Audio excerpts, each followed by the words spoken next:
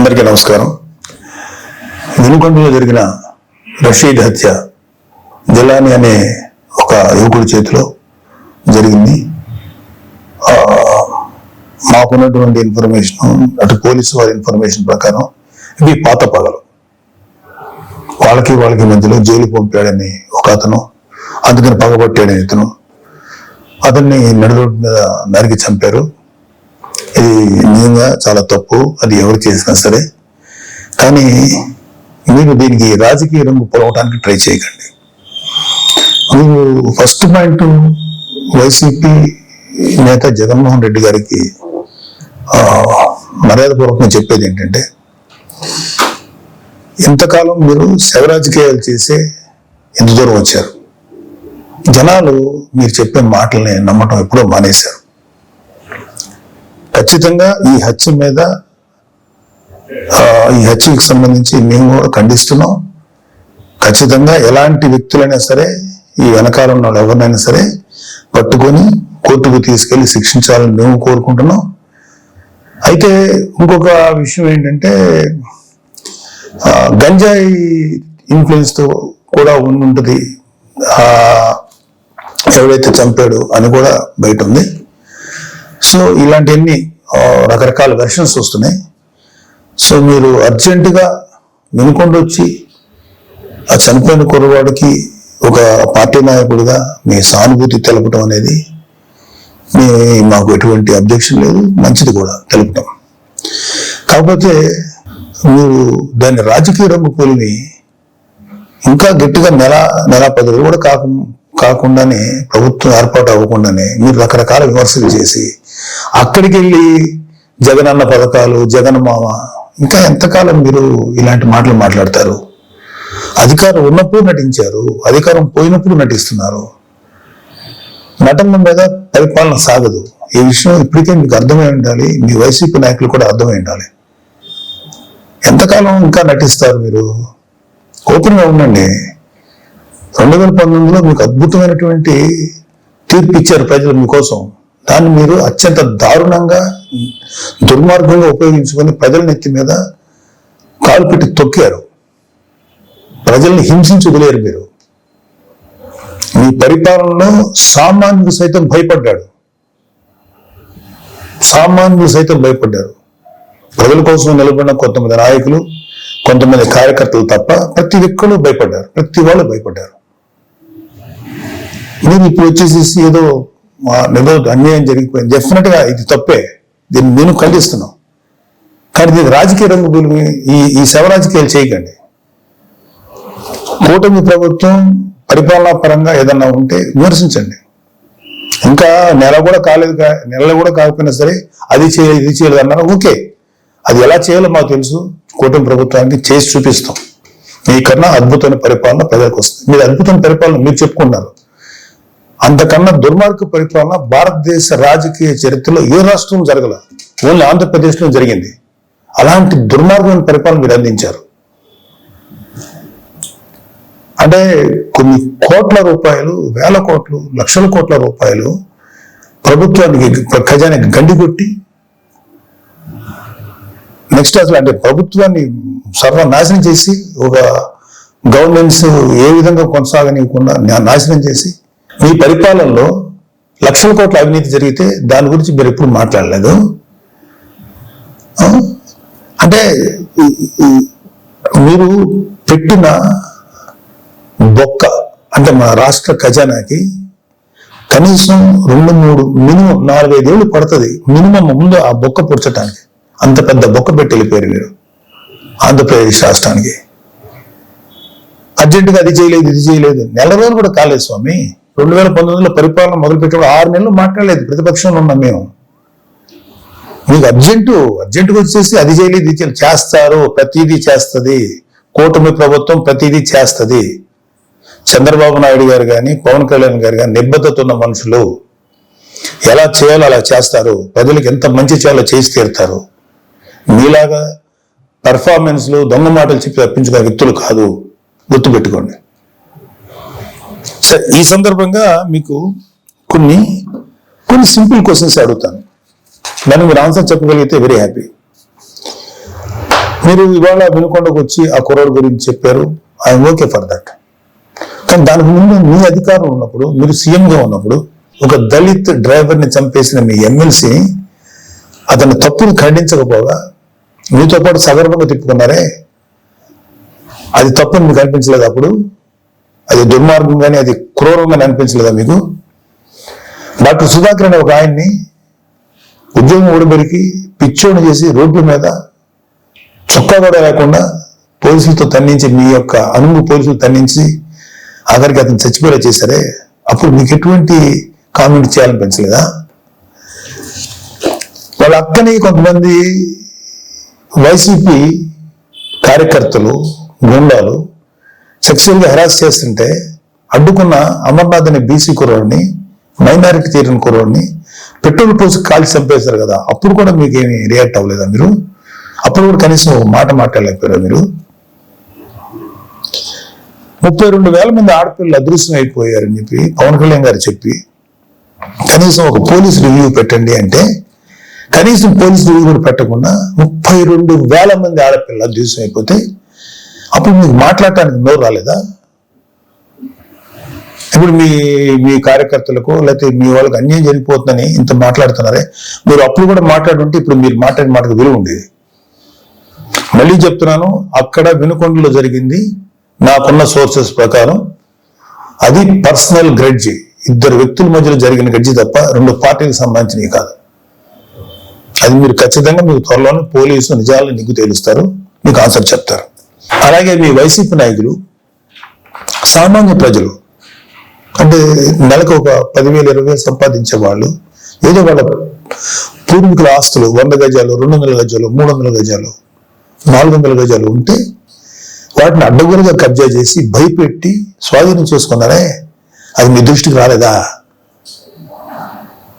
ఇన్ని కేసులు చూసాం మేము ప్రజలు తిరుగుతుంటే. ఏ రోజు మీ నోటి నుంచి ఒక్క మాట కూడా రాలేదా? అది రైట్ అంటారా? ఏపీ ల్యాండ్ టైటిలింగ్ యాక్ట్ అని పెట్టి ప్రజల ఆస్తులను కాజేయటానికి మీరు ఎంత కుట్ర పన్నారు, దాన్ని మేము సమర్థవంతంగా ఎదుర్కొని ప్రజలకు తెలియబెట్టాక ప్రజలు వాళ్ళు సేవ అయ్యారు మీ దుర్మార్గమైన పరిపాలన నుంచి. అది మీకేమి తెలీదా? నిజంగా ప్రజలు ఇవాళ రెండోసారి మిమ్మల్ని రాకుండా ప్రజలు తమను తాము కాపాడుకున్నారు కూటమిని ఎన్నుకోవడం ద్వారా. అరే నా కళ్ళ ముందు నేను చూశాను, జంగారెడ్డిగూడెంలో ఒక 20-25 మంది సామాన్యమైనటువంటి పనులు చేసుకునేవాళ్ళు కల్తీ సారా తాగి చచ్చిపోతే మీరు శాసనసభ సాక్షిగా ముఖ్యమంత్రి అయ్యండి, ఇది సహజ మరణాలు న్యాచురల్గా చచ్చిపోయారంటారా? కల్తీ సారా తాగి చచ్చిపోతే కనీసం విచారించి ఆ కుటుంబాలకు ఏదైనా ఎక్స్గ్రేషియో ఏదైనా ఇచ్చి కదా మీరు మాట్లాడాలి. ఇది సహజ మరణాలు, ఒక కాన్స్టిట్యూషన్ ఎంతమంది చచ్చిపోతారంటారా? అది మీకేమి అసలు మీకు ఇచ్చనుకుంటున్నట్టు కూడా అనిపించలేదు. అప్పుడు కౌలు రైతులు కొన్ని వేల మంది ఆత్మహత్యలు చేసి చచ్చిపోయారు. వాళ్ళకి కనీసం సింపతి చూపించకపోగా ఏమాత్రం కొద్దిపాటి సాయం కూడా చేయలేదు మీ ప్రభుత్వం, వైసీపీ ప్రభుత్వం. వాళ్ళ కుటుంబాలు రోడ్డు పడిపోతుంటే వాళ్ళ కనీసం సానుభూతి కూడా లేదు మీ దగ్గర నుంచి. అదేం తప్పు కదా మీకు? వాళ్ళ పిల్లలు రోడ్లు పడిపోయి నాశనం అయిపోతుంటే అదే రైతులు భరోసా, రైతులకు మీరు ఇచ్చేటువంటి ఇదే. ఒకసారి వెళ్ళి చూడండి, ఆంధ్రప్రదేశ్కి ఒక రైతులు అడగండి వైసీపీ ప్రభుత్వం మీకేం చేసిందో. మాకన్నా కూడా మీ వైసీపీ పార్టీకి మాడు పగిలిపోయే ఆన్సర్స్ వాళ్ళే చెప్తారు. మేము చాలా తక్కువ చెప్తున్నాను. ఇంకా అది వర్షాలకి పంటలు పాడైపోయినాయండి, మాకేంటి దారి అని చెప్పి మీ వైసీపీ ఎమ్మెల్యేని అడిగితే రైతులు ఎరిపప్పులు అనేంత చులకనగా మాట్లాడితే అరే తప్పు బాబు ఇట్లా అనకూడదని అని చెప్పాల్సిన బుద్ధి చెప్పాల్సిన ఆ బాధ్యత లేదా మీకు? అప్పుడు మీరేం మాట్లాడలేదా? కాబట్టి మీ పరిపాలనలో గంజాయి డ్రగ్స్ విచ్చలవిడిగా అమ్ముడైనయే, విచ్చలవిడిగా జనాల్లో చరామణియనియే, బ్లేడ్ బ్యాచ్లు దుర్మార్గ మనుషులు తయారయ్యారే, ఎంతోమంది జీవితాలను పొట్టను పెట్టుకున్నారే. ఆ గంజాయిని ఆపాలను లేకపోతే ఆ డ్రగ్స్ని కంట్రోల్ చేయాలనేటువంటి ఆలోచన మీకు రాలేదా? ఎందుకు వస్తుంది? మీ ఎమ్మెల్యేలు మీ కార్యకర్తలు ఎవరైతే ఉన్నారో అలాంటి పనులు చేసి వాళ్ళు అడ్వాంటేజ్ పొందుతున్నారు కాబట్టి మీరు కూడా ఏం మాట్లాడలేదు. ప్రజల పక్షాన్ని నిలబడి పోరాడుతున్న పవన్ కళ్యాణ్ గారు, చంద్రబాబు నాయుడు గారు ఇలాంటి నాయకుల్ని మీరు వాళ్ళ విధి విధానాలను విమర్శించకుండా వాళ్ళ వ్యక్తిగతమైన జీవితాల్లోకి ఎంటర్ అయిపోయి వాళ్ళ కుటుంబాన్ని రోడ్డుకి ఇచ్చారని ట్రై చేసి వాళ్ళ ఫ్యామిలీస్ మీద మాట్లాడినప్పుడు మీకు కనీసం చేకూట్టినట్టు అనిపించలేదా? ఇదే మీరు చేసిన నిర్వాహకం. ఇప్పుడు వచ్చేసి మహానుభావులాగా ఒక మెస్సైలాగా వచ్చి మాట్లాడుతున్నారా మీరు కానీ మీ నాయకులు ఎవరైనా సరే? ఎప్పుడు తెలుసుకుంటారు మీరు? ఇప్పటికైనా తెలుసుకోండి.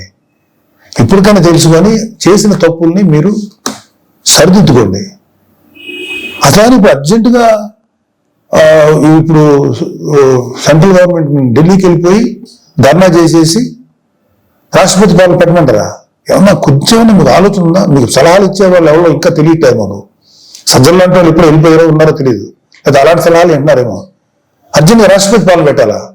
నిజంగా రాష్ట్రపతి పాలన పెట్టాల్సి వచ్చిన పరిస్థితిలో ఉంటే మీ పరిపాలనలో ప్రజావేదిక కూల్చినప్పుడే పెట్టాలి రాష్ట్రపతి పాలన. అది మీ దుర్మార్గమైన పరిపాలనను పెట్టాలి. అప్పుడు పెట్టలేదే సార్. మీరు రేపు జరగబోయే సభలకి అటెండ్ కాకుండా ఉండటానికి ఓ కొత్త నాటకాన్ని, కొత్త స్టేజ్ని క్రియేట్ చేసుకుంటున్నారు. ఢిల్లీ వెళ్ళాలని ఓ పని చేయండి, మీరు వెళ్తే వెళ్ళండి ఢిల్లీ, నాకే అబ్జెక్షన్ లేదు. కానీ రేపు శాసనసభలో మీటింగ్ జరగబోతున్నాయి కదా, దానికి మీరు రండి. మిమ్మల్ని వ్యక్తిగతంగా అనద్దని చెప్పి నా పర్సనల్గా నేను బీజేపీ, టీడీపీ, జనసేన ఎమ్మెల్యేని రిక్వెస్ట్ చేసుకుంటాను. మిమ్మల్ని వ్యక్తిగతంగా ఏమి అనద్దని చెప్తాను. మీరు ధైర్యం గురించి మాట్లాడండి. శాసనసభను ఫేస్ చేయడానికి ఎందుకంటే అంత భయం మీకు? రండి, ధైర్యం రండి. మీరు ప్రతిపక్ష హోదా ఇవ్వకపోయినా ఓ ప్రస్తుతానికి ఉన్న 11 మంది ప్రతిపక్షాలను ఫీల్ అవుతాం మేమందరం. క్వశ్చన్ చేయండి, కూటమి ప్రభుత్వాన్ని శాసనసభలోనే అడగండి. రోడ్డు మీదకి వచ్చి మాట్లాడితే ఎట్లాగా? ఇలాంటి పెర్ఫార్మెన్స్లు ఎందుకు? అధికారం ఉన్నప్పుడు పెర్ఫార్మెన్సే, అధికారం లేనప్పుడు పెర్ఫార్మెన్సేనా? ఇలాంటి కథలు చేయకండి ప్లీజ్. ఇప్పటికైనా తెలుసుకోండి. మీ మీద మాకు వ్యక్తిగతంగా ఎటువంటి కోపం లేదు, ఎటువంటి ద్వేషం లేదు.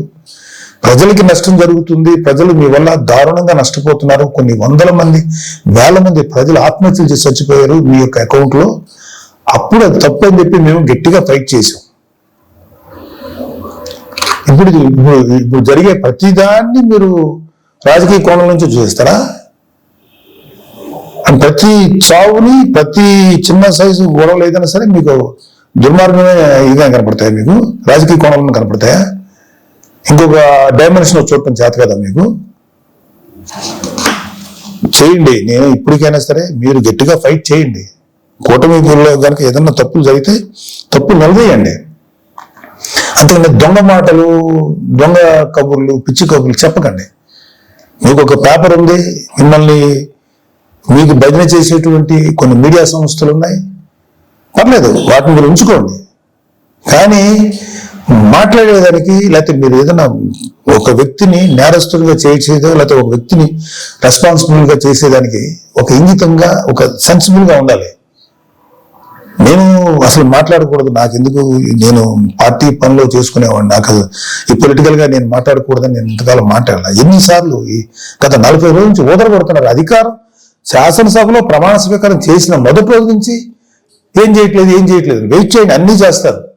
అలాగే మీ వైసీపీ ప్రభుత్వ హయాంలో మీ నాయకులు, మీ రౌడీలు, మీ మాఫియా ఎమ్మెల్యేలు అందరూ ఎలాంటి దుర్మార్గాలు చేశారు, ఎలాంటి తప్పులు చేశారు, ఎన్ని వేల కోట్ల రూపాయలు కుంభకోణాలు చేశారు, అవన్నీ లిస్ట్ వస్తాయి, అవన్నీ బయటకు వస్తాయి, తగిన శిక్ష పడుతుంది. మీరు మీ సొంత బాబాయ్ చనిపోతే కనీసం రెస్పాన్స్ లేని మీరు ఎలా మాట్లాడతారండి? ప్లీజ్, ఇది కరెక్ట్ పద్ధతి కాదు. ఇప్పటికైనా నేర్చుకోండి, ఇప్పటికైనా తెలుసుకోండి. ఎప్పటికైనా చెప్పుడు మాటలు, పిచ్చి మాటలు వింటాం మానేయండి. ఒక మంచిగా మనం ఎలా చేద్దాం. రేపు పొద్దున 10 ఏళ్ళు ఉంటారు, 10 ఏళ్ళు ఉంటారు ఈ కూటమి ప్రభుత్వం వాళ్ళు. ఆ తర్వాత మీరు వస్తారు. నాకేమి మీరు రాకూడదని అనుకోవట్లేదు, మీరు రండి. బట్ మీరు చేసిన పెద్ద బొక్కకి కనీసం 15 ఏళ్ళ పాటు వీళ్ళు ఉంటే ఆ తర్వాత మీరు మళ్ళీ వచ్చి చెదురు. కానీ ఈ లోపుగా మీరు రియలైజ్ అవ్వండి, మంచి దారిలో నడవండి, మంచి పద్ధతిగా నడవండి. దుర్మార్గపు వ్యక్తుల సలహాలు తీసుకోకండి. మీరు కూడా దుర్మార్గం ఆలోచన పక్కన పెట్టండి. నీతి నిజాయితీగా జెన్యూన్ ఉంటా ట్రై చేయండి. మేబీ జనాలు ఇంకో 10 ఏళ్ల తర్వాత, 15 ఏళ్ల తర్వాత మిమ్మల్ని గౌరవించవచ్చు, రెస్పెక్ట్ చేయొచ్చు. ఇలాగా అనవసరమైన మాటలు మీరు కానీ మీ ఎమ్మెల్యేలు కానీ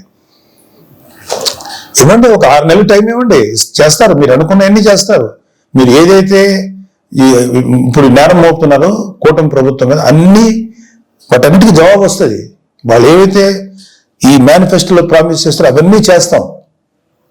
మాకు సెంట్రల్ గవర్నమెంట్ నుంచి సంపూర్ణ సహకారం ఉంది. మీలాగా కేసుల విషయంలో ఈ రాష్ట్రానికి సంబంధించిన ఇష్యూస్ అని చెప్పి మీ పర్సనల్ కేసుల గురించి సెంట్రల్ గవర్నమెంట్ దగ్గరికి వెళ్ళి మాట్లాడిన వ్యక్తులు కాదు ఇక్కడ. పవన్ కళ్యాణ్ గారు కానీ చంద్రబాబు నాయుడు గారు కానీ రాష్ట్రానికి మంచి నిధులు రప్పించి ప్రజల కోసం బాగు చేద్దామని, ప్రజల జీవితాలు బాగు చేద్దాం ఉన్నారు.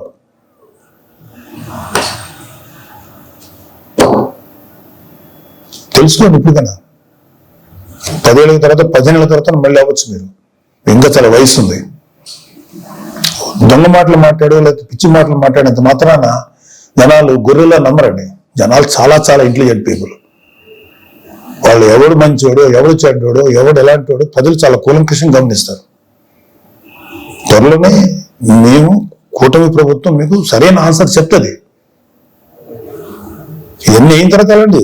మీరు ఢిల్లీ వెళ్ళి ధర్నాలు చేసుకుంటారా, రాష్ట్రపతి వారు పెట్టాలి కోరుకుంటే చెప్పండి. వాళ్ళకి సహేతుకమైన కారణాలు చెప్పండి. అడగటానికి రాష్ట్రానికి అర్జెంట్గా రాష్ట్రపతి పాలన గురించో అది పెట్టాలని అర్థం ఉందా? కొంచెం ఉందా మీకు? భారతదేశానికి స్వాతంత్రం వచ్చిన తర్వాత ఆఖరికి యూపీ లాంటి రాష్ట్రాల్లో కూడా, బీహార్ లాంటి రాష్ట్రాల్లో కూడా జరిగినటువంటి అరాచకం ఆంధ్రప్రదేశ్ జరిగింది మీ 5 ఏళ్ల ప్రభుత్వ పాలన హయాంలో. అది మీరు గుర్తుపెట్టుకోండి. పిల్లి కళ్ళు మూసుకొని పాలు తాగితే ఎవరు చూడలేదు అనుకోకండి, అన్నీ చూస్తున్నారు. మీ మీద ఎన్ని రకాల దుర్మార్గాలు చేశారో మీ ప్రభుత్వంలో, మీ హయాంలో అన్నీ ఉన్నాయి. అన్నీ బయటకు వస్తాయి, కంగారు పడకండి, అన్నీ వస్తాయి. థ్యాంక్ యూ, నమస్తే.